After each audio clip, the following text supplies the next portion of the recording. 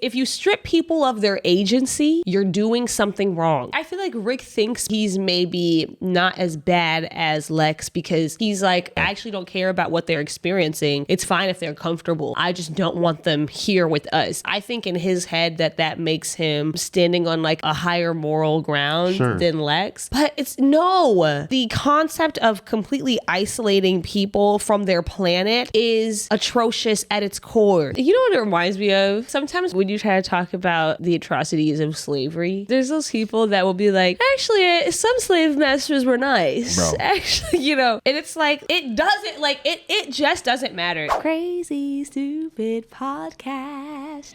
Thank you so much for tuning in. If this is your first time watching, we'd love it if you could hit the like button, the subscribe button, and the bell so that you are aware of when we post things. Hello, everybody, and welcome back to another episode of Crazy Stupid Podcast. My name is Esther. And I'm Adrian. And today we're here to talk about Peacemaker, the season 2 finale. Get into it. It's a long something. I'm keeping this in, by the way. Overall thoughts, I thought this was a good finale. I was a little whelmed. For the people that are not new to our channel, you know that like we're not like desperately needing high action. Like we're not up here like on some Michael Bay energy. So I don't even care about that. I will say what threw me off a little bit was where they took Peacemaker's character right at the end. Mm-hmm. I felt like they kind of MCU'd it up a little bit with that ending. And I guess maybe this is not fair criticism on that, but because you know that it's an extension of a larger universe. We've always known that's where this was going to go. But my appeal with the Peacemaker show was that like it felt like it was his own identity, its own thing. And I was really excited about the idea of them starting their own group, right? The first episode starts with him trying out to join the Justice Gang, and then he doesn't make it in for a lot of reasons. Some of it's not even all on Peacemaker. And then I thought the last scene was going to be them starting their own thing and him feeling good. It's like a full 180 moment for the character. And maybe I would be okay with the Rick Flagg thing if maybe we got one other episode, because that felt kind of jarring after I was getting closure on what felt like an entire story arc for the last 2 seasons. Overall, I still enjoyed the entire season. I enjoyed this episode. I had a good time. It wasn't a bad episode, to make that clear, but something about that felt different for me. What made it feel like, oh, this is being connected into another universe was when Rick Flagg is in that room with, you know, important people with the United States government, and he's talking about the metahumans, right? And that almost identical, which I'll get into a little bit that later on, to the language that Lex Luthor was using in Superman. Right. So to me, I was like, oh, that feels like a clear tie-in. Yeah, and that's a good way to do it. And I would, if they didn't do the thing at the end, I honestly would have been okay with that, because that felt enough for me to tie it into the larger universe, because you're bringing up Lex Luthor, you're getting the meta-human references, and he's essentially carrying on Lex's legacy. So that feels like a very true tie into the larger universe, and that would have been enough. It didn't like bother me when I was watching it. I guess kind of looked at it as like a very tragic ending of like this whole time he's been like running away from his loneliness, trying to find these quick fixes and these quick solutions. Finally has a moment where like he finds community and finds friendship. And then like they basically put him in like the most isolating situation imaginable. And it kind of just felt like a tragedy, like oh my God. Yeah. Okay, so remember earlier in the season, we were talking about when the team got together at the beginning of the season on that rooftop and how it was kind of like fake. It was like a little bit of a facade because everybody was dealing with things, but they weren't talking to each other about it. They were just kind of like masking over it with alcohol.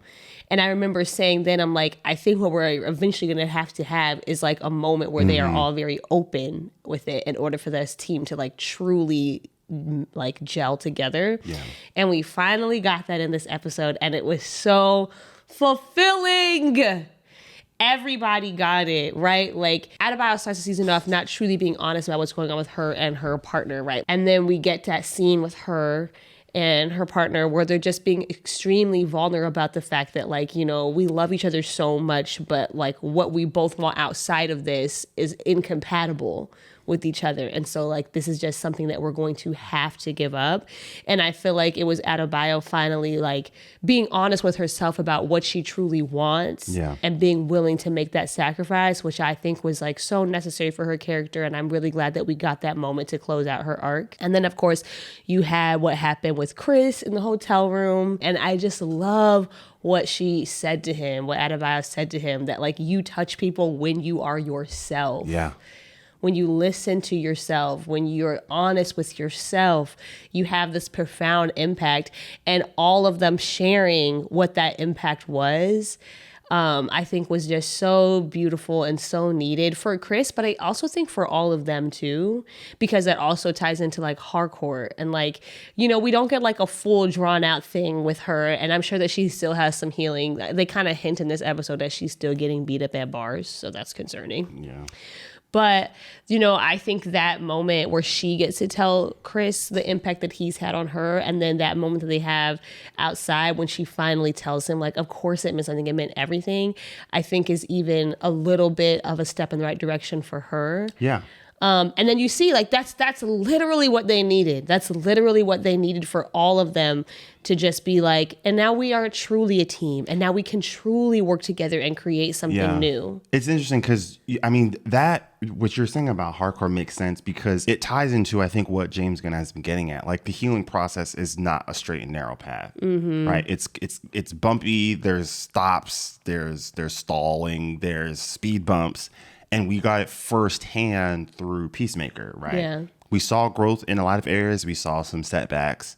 We saw some areas that were some clear blind spots. You know, should have saw Hitler on the wall, bro. Sorry. And I love this theme of like not hiding from yourself, not hiding from pieces of yourself, facing who you are in your totality, the good and the bad. And just, I think that's a beautiful message. This season, it feels like such a comparing and contrasting and honestly juxtaposing Peacemaker and Rick Flagg. And obviously they're linked together by what Peacemaker did. But I also think there's layers to that also. You know, Peacemaker is going through his own kind of crisis, and it leads him down like a very dark path, right? Like he was essentially going to like fully embrace the universe, right?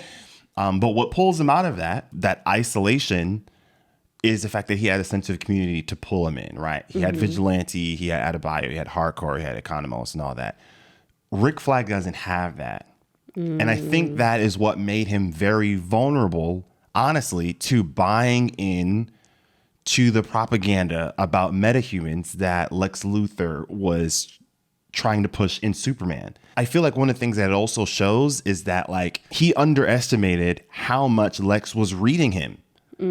He wasn't just thinking about like, what can I do here to like get myself out of jail?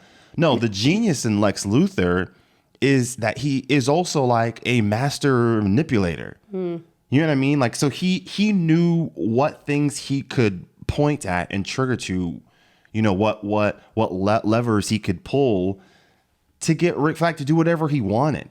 And I think he saw that there was a clear hole and void of isolation that Rick hadn't dealt with. And he filled it, honestly, with, you know, bigotry towards metahumans. Because even in that meeting where they're looking at Rick Flagg and it's like, it's kind of strange how, you know, just like last year you weren't on board with it. And now that you've spoken with Lex, that's like changed your whole opinion. And he's like fully on board. He's committed to it. He's like, I don't care about, you know, danger in the world. I don't care about, you know, them living together in harmony. I just want them out. Now, mind you, is Peacemaker even a metahuman? No, he's not. I think that's also what's bizarre. But I think what is still frustrating me, and I think this speaks to James Gunn's writing with Superman and Peacemaker, the right people are still not being held accountable. And I think that is by design because they've all tried to say it. Peacemaker said it. Hardcore said it. Your anger should be equally, if not more, at Amanda Waller. And throughout this entire time, that's not the direction that should go. Same thing. He's trying to bring up this whole thing of like metahumans and what that means. But the world was torn apart in Superman because of Lex Luthor. Yeah. These are two powerful people that are sort of working behind the scenes, using individuals on their behalf to do their dirty work. And Rick doesn't even realize that's what he's doing with Lex. And not only that, he adopted it because he's sending all the soldiers to these universes to do the same thing. I had a couple thoughts about the prison as well. What that brought up for me was this idea of the limited imagination of oppression. I don't know if that phrase existed before, but that's what I wrote down. What did Thor say? All words are made up. There you go. But yes, watching this episode, I just kept thinking about the fact that you guys found technology that gave you access to an endless amount of alternate dimensions. Bro, that's facts. You discovered a world that was teeming with life. It appeared to be a beautiful place, as well as all these other quite crazy dimensions that you found. And you decided to use that technology to make a prison. And that is just so bland. And on brand, bro.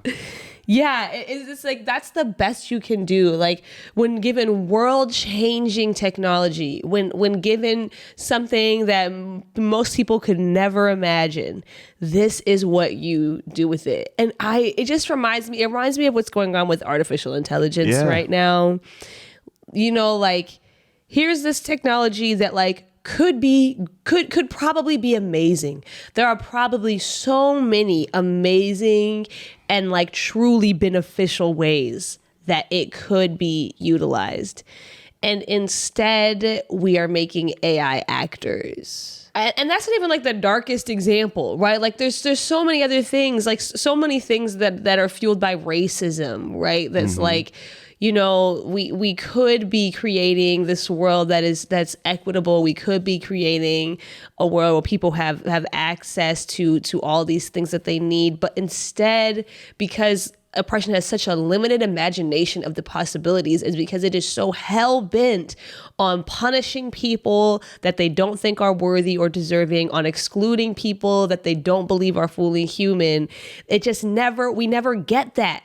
We get just the most bland, the most predictable versions of the worst things. It just is so frustrating. I'm like, the era that we are living in, the how much technology has advanced in just like the past like 10, 15, 20 years. And like the things that you would think we could be accomplishing. And we just won't see it. Even simple things like public transportation, they can't fathom or they can't accept a world wherein everybody's lives are better. It's so interesting because Economos points that out to Hardcore when he's like, when have we ever done anything this entire time for the betterment of people? Right. And she has this look like, yeah. I also think what's so fascinating about this Peacemaker finale is that they weren't even interested to find out like what that alien was there for. They didn't even care. Like the idea of like discovery and inquiring on like any sort of positive level to even cross their mind. No. Their immediate goal was, because of what happened with Peacemaker, how can we use this? And Superman with metahumans, first place they went through was how can we elevate our methods of oppression and honestly mass incarceration. I feel like Rick thinks, because he said in that meeting that, you know, he's like, I'm not concerned about punishment, right? Because the people were like, I don't know, that place doesn't look that bad. And he was like, I don't care. I mean, we heard monsters though. But I feel like he thinks that he's maybe not as bad as Lex, because he's like, that's fine. I don't care if we put them in a place that is beautiful and calm and whatever. He's like, I actually don't care about what they're experiencing. It's fine if they're comfortable.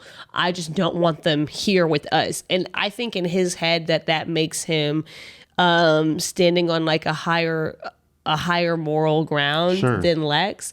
But it's no. The concept of completely isolating people from their planet is atrocious at its core. Yeah. It does not matter how nice the place is. It does not matter.